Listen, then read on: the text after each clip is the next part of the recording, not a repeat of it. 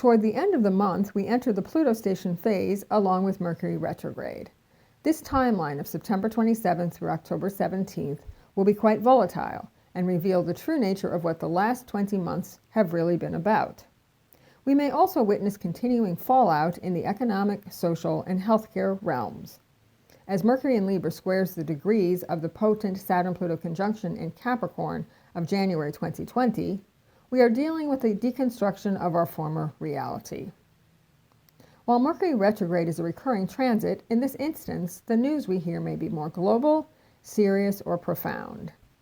Can we make sense of what occurred, and how can we conduct ourselves differently going forward? Do not be surprised if the narrative you were told is no longer viable or was ever real to begin with. Can we address circumstances with fairness, balance, and diplomacy? This can admittedly be hard as we are dealing with Plutonian abusive forces. Justice requires a rational and controlled approach to overcome irrational and chaotic forces. Of course, in our personal interactions, Mercury retrograde brings news, encounters, recollections of previous relationship stories, and we may perhaps better understand why a person or situation evolved as it had. This is a time to reconstitute it should we desire, or decide that the scenario more appropriately remains in the past.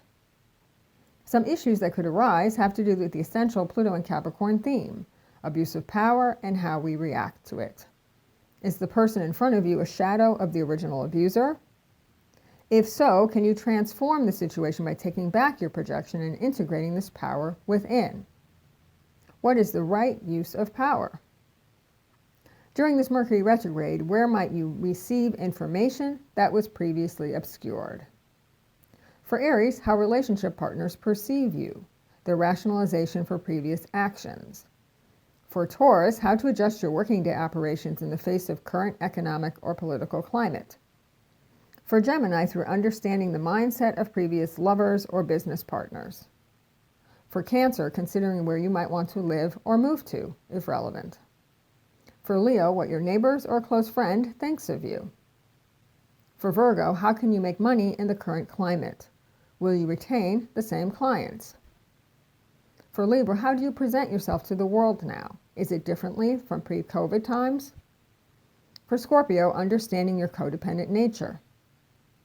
For Sagittarius, how you are perceived in the larger world. Your status has changed. For Capricorn, how to proceed in business or make adjustments to the current global situation. For Aquarius, seeing the world through a larger lens, understanding the perspectives of the abusers. For Pisces, discerning whether you are in bed with the right people or not. These are profound times that require greater discernment, compassion, and a willingness to face hard truths. The reward is a more fully functioning humane society, while the converse is one of deepening oppression, inequality, and loss of self. Access your inner power source, and you will survive these times and help bring about a more enlightened world. I'm Met Astrologer Patrice Kamens.